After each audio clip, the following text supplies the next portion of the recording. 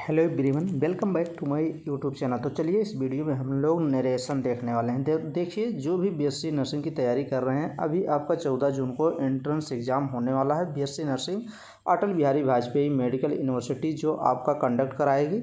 ये उत्तर प्रदेश में आपका बीएससी नर्सिंग का एंट्रेंस एग्ज़ाम है। तो आपका सिलेबस के according physics, chemistry, biology, nursing aptitude and English पूरा सिलेबस पूछा जाएगा। तो इस वीडियो में हम लोग इंग्लिश करेंगे। ये इंग्लिश की वीडियो नंबर 5 नंबर वीडियो है। इसके पहले 4 वीडियो बन चुकी है, प्लेलिस्ट में आपको ऐड है, मिल जाएगी।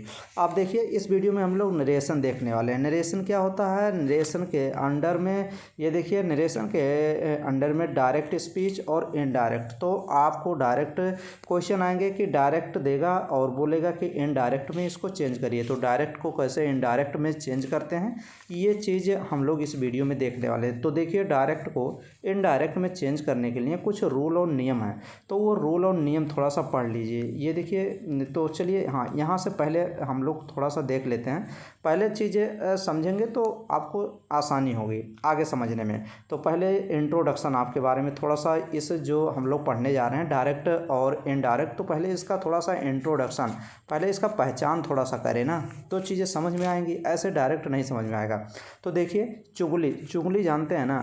चुगली क्या चीज़ होती है? अगर मान लीजिए मैं आपसे कुछ बोला, आप जाके किसी से और बोल रहे हैं, तो मैंने जो बोला वो डायरेक्ट होता है, आप जाके कुछ और बोलेंगे वो इनडायरेक्ट होता है। तो वो चीज़ें होती हैं। जैसे देखिए, डायरेक्ट से इनडायरेक्ट बनाना। देखिए, आपसे किसी ने कोई बात कही और आपने वही बात किसी तीसरे को कही, अपने शब्दों में कहते हैं, तो वो इनडायरेक्ट होता है। ये देखिए, जैसे मैं तुम्हारे लिए एक डाल लाया हूँ। जैसे मान लीजिए कोई फादर सा अपने लड़की से, छोटी सी बच्ची से बोल रहा है, मैं तुम्हारे लिए एक डाल लेके आया हूँ। डाल मीन्स गुड़िया लेके आया हूँ।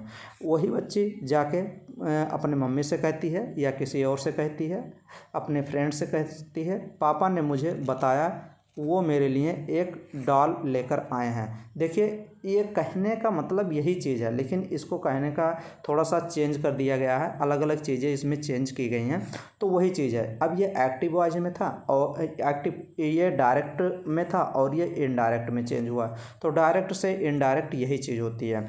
नेक्स्ट में देखिए, यहाँ चीज़ें कुछ समझ लीजिए, ये भी आपको समझना इंपॉर्टेंट हो जाता है। Direct to indirect speech, direct से डायरेक्ट स्पीच के मुख्य बिंदु है। तो डायरेक्ट स्पीच क्या होती है? डायरेक्ट स्पीच में वक्ता के कथन को इन्वर्टेड कामा के अंदर रखा जाता है।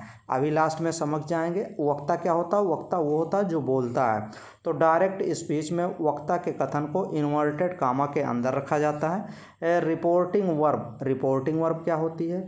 रिपोर्टिंग वर्ब सेड के बाद कामा का प्रयोग होता है। तो देखिए, जो रिपोर्टिंग वर्ब लिखते हैं उसके बाद कामा का प्रयोग किया जाता है। अभी चीज़ें समझ में आएंगी। ये चीज़ें नहीं समझ में आ रही होंगी ना, तो अभी चीज़ें क्लियर होगा।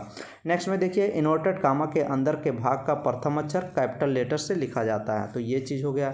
नेक्स्ट में यहाँ कुछ चीज़ें और देख लीजिए। यहाँ पे चीज़ें दी गई हैं कि स्पीच में परिवर्तित करते समय रिपोर्टिंग वर्ब में कोई परिवर्तन नहीं होता है।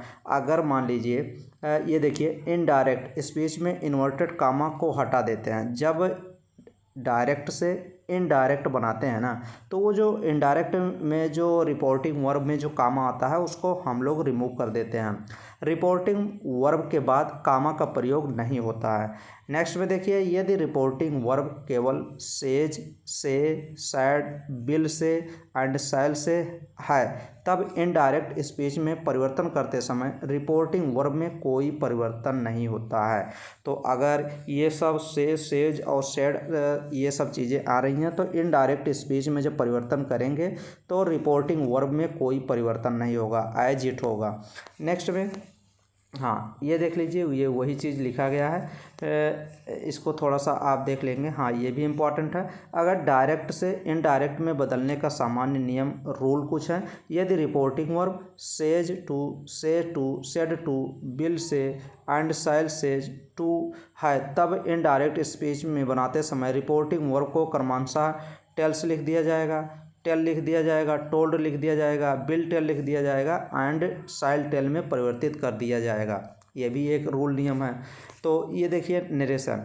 अब नरेशन देखिए, नरेशन होता क्या है? नरेशन मीन्स होता है शब्द का शाब्दिक अर्थ का कथन होता है। इस शब्द का निर्माण नरेटिव शब्द से हुआ है। नरेट शब्द का शाब्दिक अर्थ टू से टू स्टेट होता है। नरेशन का समानार्थक शब्द असर्शन, स्टेटमेंट, डिक्लेरेशन etc होता है। अब देखिए नरेशन है, नरेशन को डिवाइड किया गया है डायरेक्ट स्पीच में और इनडायरेक्ट स्पीच में। देखिए डायरेक्ट स्पीच के बारे में थोड़ा सा जान लीजिए। डायरेक्ट स्पीच क्या होती है? जब कोई ऑडियंस जो होती है किसी स्पीकर के स्टेटमेंट को स्पीकर के शब्दों या भाषा में एक्सप्रेस करता है तो वह डायरेक्ट स्पीच कहलाता है। इस स्पीच में स्पीकर के स्टेटमेंट को इन्वर्टेड कामा के भीतर रखा जाता है।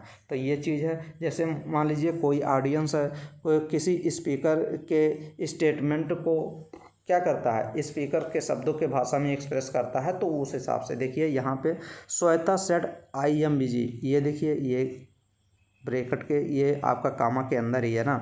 तो Shweta said I am busy. Next पे देखिए Beena said to me I love you very much. Beena said to me, Beena said to me, इसी को पहले ये डायरेक्ट में लिखा गया फिर ये इनडायरेक्ट में। श्वेता सेड, श्वेता कहती है आई एम बिजी, मैं बिजी हूँ। तो बीना सेड टू मी, बीना भी कहती है आई लव यू वेरी मच। ये दोनों डायरेक्ट में लिखे गए हैं, इनडायरेक्ट और डायरेक्ट नहीं। दिए गए उदाहरण में श्वेता और बीना का स्टेटमेंट क्रमानुसार आई am busy, I love you very much है, जो इन्वर्टेड कामा से घिरे हुए हैं, अतः दिए गए वाक्य डायरेक्ट स्पीच में है। देखिए ये दोनों डायरेक्ट स्पीच में लिखे गए हैं। नेक्स्ट में देखिए यहाँ चीज़ें देखिए, इनडायरेक्ट स्पीच क्या होती है? इनडायरेक्ट स्पीच जब कोई ऑडियंस किसी स्पीकर के स्टेटमेंट को अपने शब्दों या भाषा में एक्सप्रेस करता है तो वह इनडायरेक्ट स्पीच कहलाता है। देखिए जैसे मान लीजिए कोई बोल रहा है तो ऑडियंस उसको सुन रही है, अब ऑडियंस उसी प्रकार एकदम सेम बोल रही है तो वो डायरेक्ट स्पीच होता है। लेकिन अगर वो स्पीच क्या कहती है, एक्सप्रेस, अगर ऑडियंस किसी स्पीकर के स्टेटमेंट को अपने शब्दों में भाषा में एक्सप्रेस करेगा तो वह इनडायरेक्ट स्पीच होगा और इस स्पीच में इन्वर्टेड कामा को हटा दिया जाता है। तो जब क्या करते हैं, जब इनडायरेक्ट स्पीच डायरेक्ट से इनडायरेक्ट लिखते हैं ना तो वो कामा जो होता है उसको हटा देते हैं। ये देखिए जैसे Shweta said that she was busy. अब देखिए श्वेता क्या कह रही थी कि हम बिजी हैं। श्वेता सेड, श्वेता कहती है, यहाँ दैट आ गया, सी वाज बिजी। अब देखिए यहाँ पे कॉमा को रिमूव कर दिया गया और डायरेक्ट को इनडायरेक्ट में लिख दिया गया। Beena told me that she love me very much. मैंने बताया था टोल्ड मी कब टोल्ड आ जाएगा, कब टोल्ड आ जाता है, जब यहाँ पे देखिए जब सेड टू मी, यहाँ सेड टू मी है तो फिर आ जाता है टोल्ड मी आ जाता है। नेक्स्ट में यहाँ पे देखिए दिए गए उदाहरण में श्वेता और बीना के स्टेटमेंट को इन्वर्टेड कामा के भीतर में नहीं रखा गया है। श्रोता के नाते हमने श्वेता और बीना के स्टेटमेंट के अपने शब्दों या भाषा में अभिव्यक्त किया है इनडायरेक्ट स्पीच में। ये देखिए डायरेक्ट स्पीच के दो भाग होते हैं। ये देखिए डायरेक्ट स्पीच के दो भाग होते हैं। ही said I M Hungary, he said वह कह रहा है कि आई एम हंगरी, मैं भूखा हूँ। तो ही सेड क्या हो जाएगा, ये रिपोर्टिंग स्पीच हो जाएगी। रिपोर्टिंग स्पीच बोलिए या इंट्रोड्यूसिंग स्पीच बोलिए, और आई एम हैंगरी ये हो जाएगा रिपोर्टेड स्पीच। तो जो ये रिपोर्ट करता है ना वो रिपोर्टेड स्पीच होती है। तो ये रिपोर्ट कर रहा है, कौन रिपोर्ट कर रहा है, रिपोर्टिंग स्पीच। रिपोर्टिंग स्पीच इसको बोलते हैं और ये रिपोर्टेड स्पीच बोलते हैं। तो ये आप लोग देख लेंगे। अब रिपोर्टिंग स्पीच क्या होती है, देखिए रिपोर्टिंग स्पीच आप समझ लीजिए डायरेक्ट स्पीच का वह भाग जो इन्वर्टेड कामा के बाहर रहता है रिपोर्टिंग स्पीच कहलाता है। ये रिपोर्टिंग स्पीच है, कामा के बाहर ही होता है, कामा के अंदर तो रिपोर्टेड स्पीच होती है ना, रिपोर्टिंग स्पीच कहलाता है। रिपोर्टिंग स्पीच में प्रयुक्त वर्ब, ये देखिए प्रयुक्त वर्ब को रिपोर्टिंग वर्ब भी कहते हैं। तो ये जो पूरा लिखा होता है ना ये रिपोर्टिंग वर्ब भी कहते हैं, तथा प्रयुक्त सब्जेक्ट और ऑब्जेक्ट को क्रमानुसार रिपोर्टर तथा ऑब्जेक्ट और रिपोर्टिंग वर्ब कहा जाता है। ये देखिए जैसे यहाँ पे लिखा गया है, मोहन सेड टू, मोहन कहता है, सोहन आई हेल्प यू, मेरी आप सहायता करें, आई हेल्प यू, आई माने मैं, हेल्प यू आपकी सहायता करूँगा। तो देखिए यहाँ मोहन क्या हो गया, रिपोर्टर हो गया। सेड टू क्या हो गया, रिपोर्टिंग वर्ब हो गया। सोहन क्या हो गया, ऑब्जेक्ट हो गया रिपोर्टिंग वर्ब का, इसका रिपोर्टिंग वर्ब का ऑब्जेक्ट हो गया। और यहाँ पे आई हेल्प यू, मैं तुम्हारी सहायता कर सकता हूँ, यहाँ पे ये रिपोर्टेड स्पीच हो गया। तो ये आप समझ गए होंगे, मोहन रिपोर्टर हो गया, सेड टू जो लगाया जाता है वो रिपोर्टेड वर्ब होता है और ये रिपोर्टेड वर्ब का ऑब्जेक्ट होता है। तो ये चीज़ समझ लीजिए। रिपोर्टर को दूसरे शब्दों में the subject of reporting verb भी कहा जाता है, दी सब्जेक्टिव ऑफ रिपोर्टिंग वर्ब भी कहा जाता है। नेक्स्ट में देखिए यहाँ पे चीज़ें और क्लियर कर लीजिए। रिपोर्टेड स्पीच क्या होती है, डायरेक्ट स्पीच का वह भाग जो इन्वर्टेड कामा के भीतर रहता है रिपोर्टेड स्पीच कहलाता है। रिपोर्टेड स्पीच वर्ब को रिपोर्टेड स्पीच कहते हैं। विशेष बातें, रिपोर्टिंग वर्ब का प्रयोग सेंटेंस के प्रारंभ में, बीच में या अंत में हो सकता है। तो ये देखिए रिपोर्टिंग वर्ब कहीं पर भी यूज हो सकता है। नेक्स्ट में यहाँ देखिए, जैसे ही said I write a letter, let us go for walk he said, तो ये चीज़ यहाँ पे दिया गया है, सेंटेंस दिया गया है। नेक्स्ट में ये देखिए यहाँ पे कुछ चीज़ें इंपॉर्टेंट हैं। चेंज टू टेंस, टेंस के प्रकार में यहाँ देखिए रूल फर्स्ट, यदि रिपोर्टिंग वर्ब प्रेजेंट या फ्यूचर टेंस में हो तो इनडायरेक्ट स्पीच में, रिपोर्टेड स्पीच के टेंस में कोई परिवर्तन नहीं होगा। तो भाई यहाँ पे देखिए रिपोर्टेड स्पीच है, अगर रिपोर्टिंग वर्ब जो रहता है वो प्रेजेंट में हो या फ्यूचर में हो, टेंस में हो, तो इनडायरेक्ट स्पीच बनाते समय ये रिपोर्टेड स्पीच में टेंस में कोई परिवर्तन नहीं होगा। नेक्स्ट में नहीं होता, अर्थात जिस टेंस में रिपोर्टेड स्पीच रहता है उसी टेंस का प्रयोग ज्यों का त्यों इनडायरेक्ट स्पीच में होता है। तो यहाँ पे देख सकते हैं मोहन सेज, मोहन कहता है आई शल गो दियर, ये देखिए फ्यूचर टेंस ये है, तो Mohan says that he will go there, future tense में ये एज इट ऐसे एकदम सेम है। देखिए रेखा सेज, रेखा कहती है आई वेंट, ये देखिए थर्ड फॉर्म लगा है, go went gone, second form लगा है, पास्ट टेंस, यहाँ पास्ट टेंस है। फिर उसके बाद रेखा सेज दैट सी वेंट, ये देखिए यहाँ पर भी क्या आ गया, पास्ट टेंस आ गया। नेक्स्ट पे ऐसे ही आप यहाँ पे देख लेंगे, सब चीज़ें यहाँ पे लिखी गई है। He will say to me I am ever neighbour, मतलब पड़ोसी, he will tell me that he my neighbour, तो ये आप अच्छे से देख लेंगे, पूरा ये लिखा गया है। नेक्स्ट में रोल नंबर सेकंड देख लेंगे। रोल नंबर सेकंड क्या है, यदि reporting verb past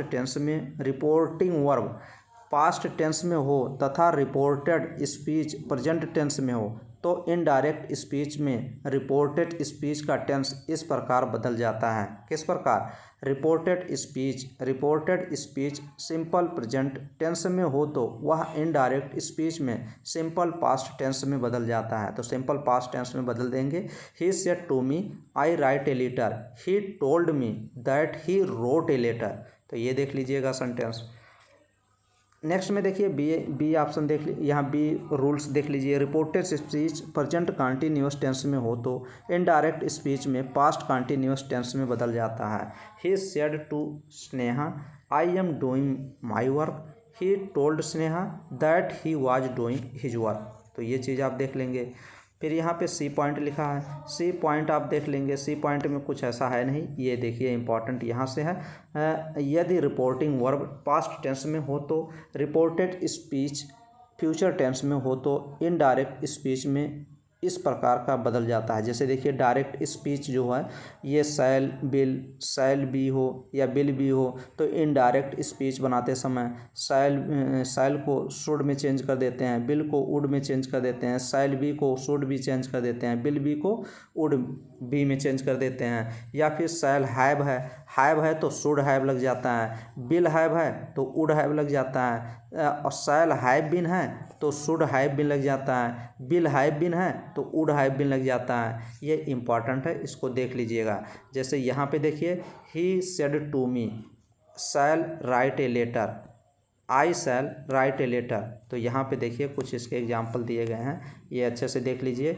he said to me I शैल है, B writing a letter, I शैल है ना, तो यहाँ पे देखिए आई शैल बी क्या किस में चेंज हो रहा है, आई शैल बी, यहाँ पे देखिए शैल बी कहाँ है, शैल विल, यहाँ देखिए shall be, I shall be, तो यहाँ पे चेंज हो रहा है he told me that would be, would में चेंज हो गया, would be writing a letter, he said to me I shall have है ना, तो ही वुड हैव लग जाएगा, वुड हैव लग जाएगा, रिटन ए लेटर, ये आप देख लीजिए जब इनडायरेक्ट में चेंज करेंगे ऐसे ही क्वेश्चन आएंगे, he told me that he would have written a letter, इसका चेंज हो जाएगा।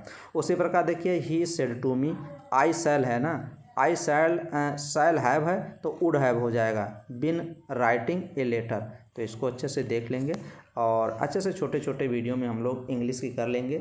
और इंग्लिश की चिंता आप लोग ज़्यादा ना करें, काफ़ी वीडियो है, 4-5 वीडियो है, 4-5 वीडियो और आ जाएगी, तो इंग्लिश में आपके 25-30 नंबर आ जाएंगे। आप देखिए इनकरेक्ट आप पढ़ लीजिएगा, फिर मिस वर्ड आप मिस जो स्पेलिंग मिस्टेक आती है वो पूछ लेते हैं, फिर उसके बाद आप एंटोनिम्स सिनोनिम्स फ्रेजेज जो होते हैं ये सब, एंटोनिम्स सिनोनिम्स नहीं पता है उसका जो अपोजिट वर्ड होता है वो पूछ लेंगे। तो ऐसे ऐसे कुछ डायरेक्ट इनडायरेक्ट भी पूछ लेंगे। मैंने पिछले वीडियो में क्या पढ़ाया था, पिछले वीडियो में पढ़ाया था एक्टिव वॉइस और पैसिव वॉइस, वो सब अच्छे से देख लेंगे तो क्वेश्चन हो जाएंगे। और वैसे भी नेगेटिव मार्किंग रहेगी नहीं तो कुछ गेस भी तो करेंगे, कुछ तुक्का भी लगाएंगे, वो भी सही होगा। ज़्यादातर फोकस किस पे करिए, ज़्यादातर फिजिक्स, केमिस्ट्री, बायोलॉजी और नर्सिंग एप्टीट्यूड, इन चारों सब्जेक्ट पे एकदम डिमांड बनाइए, पकड़ बनाइए, इसको छोड़ना नहीं चाहिए। जो ये नहीं कि फिजिक्स केमिस्ट्री बायोलॉजी भी गलती कर रहे हैं क्वेश्चन, इसमें से सभी में एक भी क्वेश्चन नहीं गलत होना चाहिए। चैनल पे जाइए, इन सभी सब्जेक्ट को एकदम कंप्लीट किया गया है और एकदम ध्यानपूर्वक पढ़ लेंगे तो 160, 170, 150, 140 ऐसे नंबर आ जाएंगे जिस हिसाब से मेहनत करेंगे।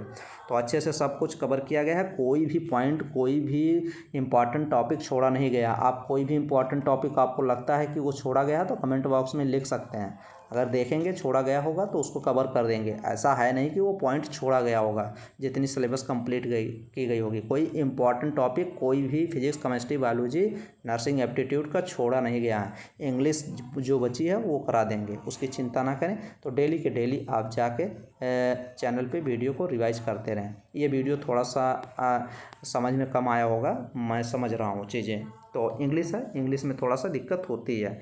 तो चलिए नेक्स्ट वीडियो मिलेंगे और बेस्ट वीडियो प्रोवाइड करेंगे। Thank you.